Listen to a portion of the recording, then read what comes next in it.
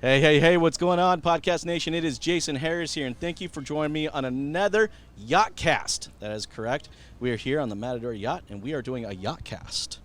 I just like saying the word Yachtcast. Yeah. It just sounds fun. Yachtcast. Welcome to the Matador Yachtcast. Tune in for everything you need to know to stay in the know regarding the automotive industry. Here's your host, Jason Harris. Hey, I have got an amazing set of guests with me today. I have the one, the only, the oh-so-famous Mr. David Lemmon.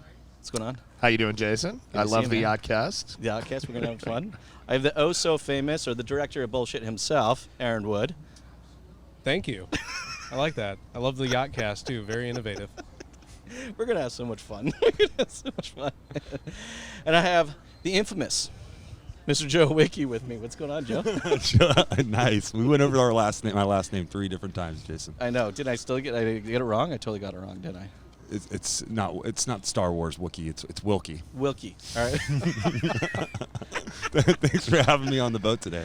Oh, Looking forward to man. it. The sun is out. The drinks are flowing. We're having a bunch of fun. Okay. All right, guys. Hey, we're here at Dealer Tampa. It's amazing. The weather's great. We're going to have some seriously cool conversation today. But, hey, before we get into this, our conversation, I'd love to kind of kick off our podcast with an origin story. Because I'm always fascinated to find out how people got into this crazy little world we call the automotive industry. So, David, I'll start with you, and I'll kind of work my way down the line. David, how did you get started in the automotive industry? So I spent about 20 years running a modeling and talent agency. And when I got way too old for that work, which was at like 40, really old for that work, I ended up with a small digital marketing company locally that focused on cars. Loved it immediately and been doing it ever since. So ended up now with Dealer OMG for about a year and a half. Love what I do. It's a great business, man. I'm glad that you stumbled into it. That's very good. That's very cool. Hey, Aaron, how did you get started in this crazy little world? Well, fortunately, I got so good at advertising and selling advertising, dealers finally wanted to work with me. And then, I went from working at dealer agencies to working for an OEM to back to dealer agencies to now working to help build an innovative dealer brand. And you guys are doing some really cool stuff. We're doing some cool stuff. I say it's always cool stuff and innovative cool That's stuff. Right. Yeah. Hey, Joe, how did you stumble into this little world? Started out selling cars. Was selling Nissans in Jacksonville, Florida, and I wasn't very good at it at the time. I could have been a lot better. I just, my paychecks went right out the window and straight to the bar. There you go. I was 21 when I got into the business. Fast forward 3 years later, have children, on the way. And I was like, I know enough about automotive that I could be dangerous. And so let me get into marketing. And from there, it's been the last 8 years have been great.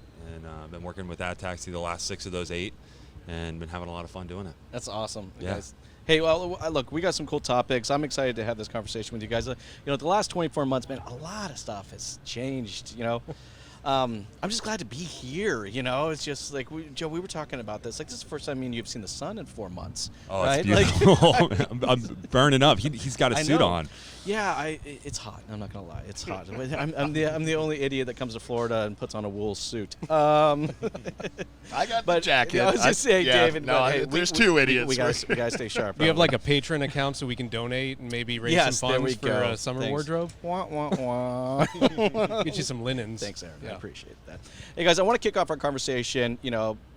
Around so many things have changed, right? And in the last 24 months, I have seen, I would say, new ad tech companies pop up like crazy, which I think is kind of interesting because right now with the inventory shortage and chip shortage and everything else, but there's so many options out there now for the dealer. What do you think has changed kind of in the ad tech space in the last 24 months? David, I'll start with you and I'll work my way down. Sure. I mean, I think, well, look, a lot of it has been over the last 2 years, dealers got lean. Yes, exactly. Budgets got small. They're not spending $25,000, $50,000 a month where they used to. And if you're an advertiser in the space, you have to figure out how to get lean too. And tech is the easiest way to do that. I mean, if you have good tech that's driving solid campaigns, you can now do what you used to require 5 employees to do with full salaries and benefits and an office and everything else. So I think that move to lean has been good for everybody. I mean, it really has. It's the efficiencies, the ability to not have a bunch of people spending 10 hours a day in an office building that half of them don't need to be there at all. I think that's really the driving force behind it. That makes sense. It is. It really is. And I hope it's something that stays, by the way. Right? I agree completely. There's so many efficiencies. There's so many, I would say, ad spend waste that was happening prior that I don't see happening right now. And I hope that's a snowball of change that continues to roll on. Aaron, for you, what do you think has been some of the biggest changes you've seen in kind of the ad tech space? I'll tell you this, like in the last 2 years, COVID has shown us who's good at what they do and who's bad at what they do. Okay? Yes. And I'll take a look at food. I love food. Big fan of fast food, right? So if you look at Burger King versus Chick-fil-A, right? Okay, yeah. There's a battle there. Everybody's doing the mobile app, the call ahead to order, the come and pick up your food at the parking space, right? Chick-fil-A does it inherently better than Burger King does, right? Mm-hmm. But they've wanted to innovate over the last 2 years with COVID to make things touchless and more convenient because they understand this is how customers want to purchase. This is how customers want to do business with you. And it's the same thing with the dealer world and with ad technology as well, too. You've got a lot of companies chomping at the bit to do something innovative, but you have a lot of companies that are really bad at doing that. So honestly, I mean, I hate to say it, but it's a truth that needs to be said, is it's like all that we've seen is like who's really good at what they do and who is not. And so I think you've got a lot of companies that are really good at what they do that have risen to the top of the pile, right? And then you have a lot of innovators that have come out that have seen how bad other companies have been throughout the years for probably more than 2 years, right? And so now they're stepping into the space to say, hey, we might not even be from the automotive world or have operated in the automotive space before, but we're really good at what we do. Let us apply this technology to the way you do business. And now I see a lot of dealers actually looking at companies that are very new and fresh for a fresh perspective, for new ideas and ways to better their business by stepping outside of the industry even. No, you're 100% right. I think the last couple of years, you have seen that cream rise to the top. Exactly. All right. Yep. You see which, ad tech companies, I think, really did have an operational understanding of what their dealer clients were going through, and pivot some of their tech or their solutions or their offerings to that operational understanding that they have. Joe, for yourself, what have you kind of seen, as far as changes go in the ad tech space in a couple of years? Sure. I think COVID had forced a lot of dealerships who weren't consumer first to think about the consumer. And what I mean by that is, I just spilled the White Claw on me. What I mean by that is we had to adapt to the consumer because now it's them first versus dealer first. That's true. And though the dealership has the upper hand because there's not a lot of inventory, we still have to think of how consumers shop online. How do we talk to a mother of 6 right now when their prices are inflated everywhere? And consumers are smarter now than they've ever been. So we have to take accountability for that. Is a lot of people walk into the dealership knowing they're about to pay a premium. So how do we make that more comfortable for them? How do we get them back in for service after they think that we've ripped them off, right? Or did we rip them off? So there's so many sides that the dealership has to play, and that us as marketers and with the technology that we have at our hands, we have to utilize to make sure that we're obviously putting our message in front of the right person, making sure that dealership gets out the why, gets out who they are. And, we don't have to make it as complicated as tech. People think tech is, because it's not honestly that complicated. It's about making sure that we're positioning the dealership in the correct way. We're getting in front of the right consumers at the right time and staying consistent. Yes. One thing that I love that we've done is not just trimming the fat, but as well as just being able to hey, how important was branding in the first place? And I think that came back full force versus everyone thinking about that lead, keeping social, right? Making sure that we're talking about the actual vehicle itself and getting people involved from the dealership level with the consumer, being human. No, And so I think that people are more important than technology, always. So I'm going to throw in a wrench in the fire and say that without the people really drive the technology, sure, on that side, but we need to be able to be consumer centric at all costs. That's the thing. If I may jump in, Absolutely. I mean, what you said is exactly right. People want to be treated like a person. This is about creating that human connection with a digital handshake, if you will. 100%. And what we've started to look at now is like what you said, brand is so important building that brand. And to your point, they feel like they're being ripped off. Well, why do they feel like they're being ripped off? Because they've been used to not being treated like a human for so long. Just a number. Yes. Just a number. You're you just can a talk to lead. these people You're for a the- metric, Yeah. For the right? first time in our life, we can talk to people without talking to them. Yes. It's crazy. We can use a Facebook ad to say 1,000 things. And I always say, if you can't tell your story in 3 seconds or less, use video, right? And so you have this optimal time to put that message in front of people and really talk to them. And the average 40-year-old is more likely to click a video than read an article. It's crazy. A 30-second video can do a lot. And that's a lot of it, I think, too, goes to that, right? Is the ad tech 3 years ago, 5 years ago, 7 years ago was the lowest common denominator. It did kind of one thing. So to use Facebook for an example, it would have generated AIA ads, just AIA Yes. ads. That's it. That's it. That's all it did. Now the ad tech is being built to kind of market to the whole life cycle of a customer, to do personalized messages, to do small audiences, to do things the way a human being would be building those campaigns. And that's a huge change. I mean, it makes it practical and real as opposed to just, hey, this is this thing, it does just this, it'll be fine. You'll get some leads. Yes, It's great. Well, and I think it contributes a lot to the brand, guys. And I love the direction you're going with this conversation. It's really, bringing that human element, back into our marketing. With that said, though, I want to kind of flip it over to branding. I actually think for a lot of dealerships now we've actually failed in that place. Joe, you kind of touched on it a little bit earlier. The cost of vehicles. And dealers upcharging surcharges of $5,000, $10,000, $15,000 on a copy. I have a concern where it's like, yes, in some places I think of our industry we've becoming more human, and now in other places we've almost just kind of transitioned and say, all right, fine, I'll be human in my marketing, but when it comes to actually selling someone a car, you're just another number to me, and I'm legitimately concerned. Now, look, not everyone's doing this. There's some dealers out there that are not doing this. All right, I still think they're maintaining an amazing brand. All right, they understand that their customers are going to come out of this and they're going to come back to them. All right, they're building that loyalty. But I mean, man, these guys are going to come out, used cars in 3 to 4 years. They're going to be $10,000, $15,000, $20,000, $30,000 upside down in a price because now You think they're going back to the dealer they bought it from? That's what I'm saying, right? I mean, So it's tough. like, and guys, we're all Well, marketing don't forget people. their 72-month loan, too. Exactly, So, yeah, 96. But 96, we're all yeah. marketing people. Like, there is not a marketing campaign that we can put out there that's going to fix that kind of crap. So I would love to kind of get your guys' thoughts on this. I'll get off my soapbox and I'll let you guys jump on yours. And David, I'll let you kind of start and I'll work my way down to Joe. So brand is a really interesting topic for me because I push it. Like Yes. I preach it. And I think since digital became a thing, dealers stopped doing a good job of brand anyways, right? We're a family-owned business and we have the best deals. Is not your brand. No, but it's become the brand of the digital age as opposed to those truly community-driven things that they understood for decades before digital. If you are that community guy, if you are that pet adoption guy, the scholarship, all those things, then you can't be justified in marking up a vehicle $20,000 over MSRP just because you want to maintain your profitability. I don't want anybody to lose money. No. But let's be real. Like, nobody's losing money. That's what I'm saying. You and aren't if you losing are, money. then you're a bad operator. I'm just Yeah. going to throw it out there. Oh, I'm going to get crap. You just So don't. it's You just just don't know what you're inconsistent. doing at this Yes, point. there we go.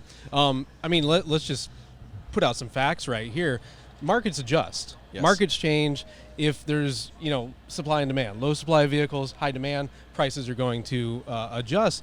The thing is, you have to help people to understand why are the prices the way they are. If you're educating the consumer on that, if you're having that conversation with the customer, you're providing them with value. You're providing them with information that they can then use to feel confident that you're their best option, right? Brands are all about emotion and making fans. And so this is the thing, just like you said with the guy, the community guy, the pet adoption guy, whatever that may be. For us at ClearShift, I feel we're about making customers the fans of our brand because we have a dialed in process because we want to be their best option. And that starts with, sometimes we have to have the conversation, hey, an 84-month loan on a vehicle that you're going to be $20,000 upside down in might not be the best option for you, Mr. Customer, but there's a lot of times people need a vehicle. right? Yes. I had a friend of mine from church actually reach out. I'll share a little story here. Yeah, please. But he's looking for a vehicle for his son, a first timer, right? He's never had a car before, and he's like, help me understand what's going on. The market is nuts. Basically, what do I do? I said, I don't know if I can help you because, he's looking for a sedan, and that's not really our wheelhouse. We deal in trucks, diesels, SUVs, things like that, $50,000 plus, right? So we're looking for a first-time vehicle for his kid. I said, here's what I can do. I can keep an eye out. We probably will get a trade because we'll have customers come in and trade, their first car for something new. If I see something come through, I'll let you know and tell you first. He came through, it wasn't the cheapest vehicle, right? But it wasn't the most expensive. It was the best value. And it wasn't just me, it was every touch point through our process, from who he talked to and did all of his purchase paperwork with, to just walking in our store, checking out the vehicle online. It helped him feel confident that, this isn't the cheapest, but it's definitely not the most expensive, but this is the best value that I'm getting. The intersection of price and quality, right, is that value. And that's the thing that we use to make fans of the brand where, years from now, like you said, is this customer coming back to have service done? And I would argue that as soon as this helicopter leaves... I know, sorry guys, my private helicopter is just pulling in right now. It's going to... It's not as big as it's bigger than Impel's.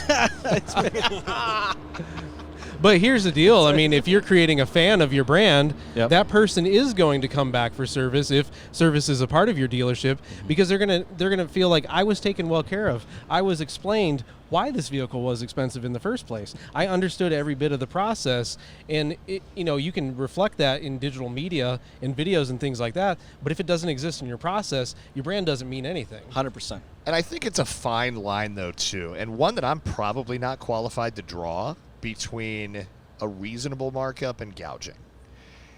And the problem is we are seeing both. But I think the thing is you need to look at yourself for that. Yeah. Like, am I putting my profits first instead of my customers, right? And look, that's a time you just got to look in your mirror and ask yourself that real question. Are you really being honest with yourself? I mean, look, I understand that there's market changes. Okay, that's great, right? But for me, I also understand that this is not the first car I'm going to sell this person. Are you operating out of fear? Are you operating because salesman, you're not a good operator? You're afraid that this is going to be my last sale, right? Or You're a good salesman. You're going to stick around, and you're going to want to continue to service this customer until they buy the next car from you. And it's more than just sending them an email that says "Happy Birthday" that was automated. Exactly. Hate that. You know what, though? Look, I mean, here's kind of the comparison that I come up with. I had a dealership. So we do predominantly social advertising. That's almost all we do. And I had a dealership that I was talking to, new client, and he's like, you know what, I really think we can spend $30,000. That's what we can spend per month. I could have taken that all day long, and we charge a percentage. I would have loved to take that. But it wasn't the right thing to do. It wasn't what was in his best interest. I didn't need to make that much money. It's short-term versus long-term thinking. He's still spending a lot of money, but he's not spending that much money. And as a result, he's going to be spending the amount he is spending for 2 years, 3 years, 4 years versus 2 months, 3 months, 4 months. And it's the same thing here. If you're going to charge, maybe it's $5,000 over MSRP because that's really what it takes to keep you afloat right now, cool. If you're charging $15,000 because you can, but you don't need to, it's a whole different conversation. to go off of the brand conversation and then talking about markup, some of those aren't our call, right? It's not our call to make. But they definitely go hand in hand, though. But it helps on the end. It sure does. But on the other end of it, when we're thinking about long term, we want to keep customers, right? Yep. When we think about how do they view us, right? Mm-hmm. Before they come into the dealership, they have a view of you, right? And then afterwards, what's that view? And then let's say later on down the road, how do they feel about you? That's what makes a brand. It's not just what's on the TV or on the radio or what they see on social media. It's, does that perception come in when I finally do step my feet inside that store? Mm-hmm. And I keep going back to educated consumers because I'm an educated consumer regardless of if I work in this space, because I have the information at my fingertips, and if I don't, somebody else does, right? So when I think about when I work with any dealership, and we'll use my buddy Marty out of Julie that we all know, and Matthews Motors, and he owns 3 independent stores, and he has odds against him because he's an independent store. He doesn't have any OEM incentives, but everybody's sitting on used inventory right now. but he has to work extra hard to get that business. He doesn't have any incentive coming back, but he's still doing right by the consumer and not doing what we're talking about, chopping everyone's head off, because he realizes how important it is for them to come back. So there's a ton of, and not yeah, they have the family owned and operated, but they also have lifetime powertrain warranties. You know, they want to shake your hand when they get in here. We're not going to like try to scare you out the door. And it goes through and through, and you can see that every which way you look online or wherever. What I think of what makes a brand personal is how personable that person is on the screen. Is it conveyed when they come into the dealership, and then how do they feel after they leave? I hate that feeling when you have to you leave a store and you're like, I just need to like wash my body off. This is not cool, you know. It doesn't matter where I am. Well, and Marty, you bring up a really good point when you talk about Marty, who I've worked with too. And Marty, repeat referral business for those stores is at about 55%. It's huge. Franchise stores are lucky to be half that. Yep. And by the way, it's fallen every year since I've been doing this. It goes down every single And you year. kind of mentioned him being an independent. He doesn't have the help of the manufacturer. Absolutely. Honestly, it's a godsend because I he's agree. not He's a beholden. Yep. To, exactly. Don't tell him that. He's not beholden. I'll tell him. What's his name? Marty? Listen here, Marty. You are in a good position not being beholden to a manufacturer and all the things that they want you to do, because at the end of the day, the manufacturer wants to sell their brand, right? Yes. The Martys of the world are not number one priority for the manufacturer. Their priority is market share of their brand, whereas Marty's priority is how do we create market share and repeat referral business for Marty's dealership, 100%. right? And they have a great embrace service that. base. They have huge service base, and they can do warranty business. Yep. So right now they're still in business that the OEMs can't do. And I love it, and I love a single point. I love a dealer group who's just driving in and they're employing hundreds of people. Think about that. Hundreds of people. I remember at one point we didn't know when the doors were going to open. They were only running service. For the first 3 months, that's all we could think about is how do we keep the engine going? How do we keep the lights on? And then look at us now where they're making more money than we ever thought could happen with less budgets, right? And now inventory shortage. It's crazy. Which I think the value of brand is even that much more important, right? Like I think as an industry, I want to get away from brand campaigns, which is, I think, a very funny word that we've come up with, right? We're going to run a brand campaign, and, it's winter tires for life when you purchase a vehicle from us. We're from the cold. We know what winter tires are. You know what winter tires are. I know what winter tires are. Come where you on. at? Denver. Come on. Denver. okay. We get some you know what I winter. mean? Yeah, it's just a little. First part of the day. But it becomes like, oh, yeah, that's a great brand campaign. I'm like, that's not a brand. That's a giveaway. That's cool. I like it. It sounds an offer. great, right? But like, what is a real brand campaign? I think that's a good question. I'm going to start with David, and I'll work my way down. So for us, we start with who. And when I say who, it's meaningful who. It's that community-driven stuff. It's exactly what I said. It's pet adoptions.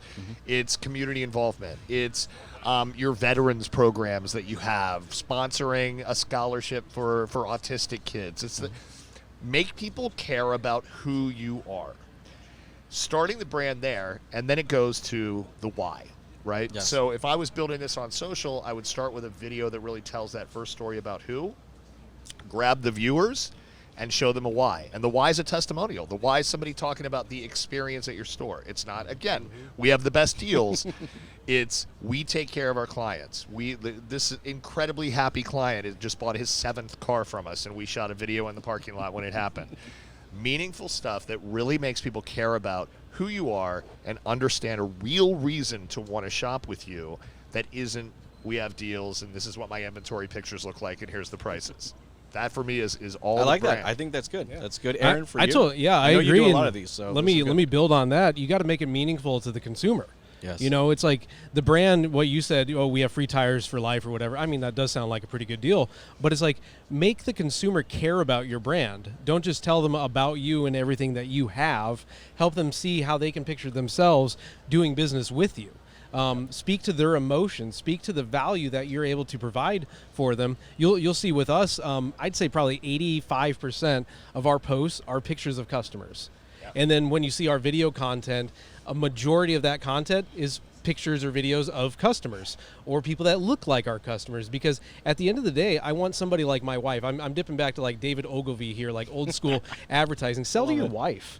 You know, if you don't have a wife, sell to whatever your quote domestic partner might be. But the thing is like make this meaningful to somebody outside of your organization. And I feel a lot of times when we do the brand conversation with dealers, it's like, well, I need to show off my last name that's on the building or how many years I've been in business, right? Or as an advertiser, we want to show off how fancy and beautiful of a video we can make. And nobody cares. Which is Here's the thing. super cool. At the end of the day, nobody cares about that. I heard a good conversation from TikTok today, and they said, think like a marketer, act like a creator. And I thought that's perfect because it's like instead of putting out the marketing playbook material, let's put out the creator material. Because what are people watching?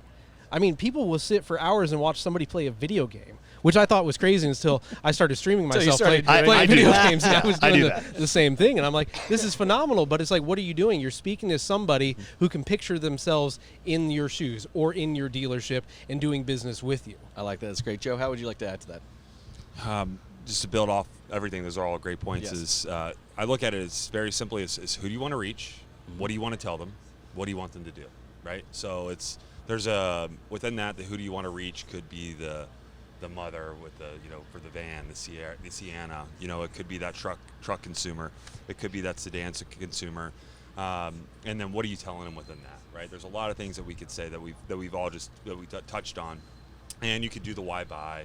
You could put in all the warranties, all that great stuff.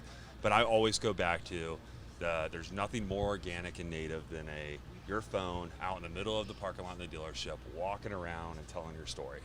And what I mean by telling your story is what's going on today, any given day, any given week, this given month. It's not the incentive that's going to get people right now because there's no fucking new inventory. I don't care what anybody says. There's like you have 3 Tundras on the lot, man. And they're crazy expensive. So I'd look at it as who do you want to reach and what do you want to tell them, and that what do you want to do piece is what we all of us as marketers, I hope that we all can optimize towards that. And again, that would be whether it's have a phone call conversation, hit a chat. It could be, pick up the phone, but what's going to happen 80% of the time is walking to the dealership. But now more and more transactions are happening online. So it's all about, again, going back to being consumer centric, thinking about the person and being as human as possible. No, I'm with you guys 100%. I mean, I think of brand, it's not necessarily what we do. There's a big-ass sign outside of my dealership that says what I do. I sell Chrysler products or I sell Toyota products. And it's no surprise to the consumer that we happen to service those products as well. So, but you're right. It's not what we do, but it's why we do it, the way we do it. All right. Going back to, I think, to all of you guys' points is what connects to that person. And that can actually become what really the brand is. And I think the stronger a dealership executes that, it actually starts to become a cultural thing, which is almost a whole nother podcast topic on its own. And that's definitely the direction we go in. But look, guys, I know it's the tail end of our time today. This is beautiful, just Tampa, Florida, Gorgeous. the Digital Dealer Conference. I really appreciate you guys taking the time to jam with me today. This has been so much fun. Love Thanks the for having us. Yachtcast. This is great. Yeah. Thanks. Yeah. Yeah, are you been going to great bring to the be yacht here. to Canada? Yeah, Just park it 100%. somewhere? Yeah, sure. Let's That's what we're do gonna all do. Yachtcast. We're all going to Middle do of We're winter. going to Yachtcast from now on. Thanks for tuning in to the Matador Yachtcast with your host, Jason Harris. Don't want to miss new content? Be sure to check out the full podcast library at matador.ai to stay in the know. Remember to like, comment, and subscribe. Happy podcasting.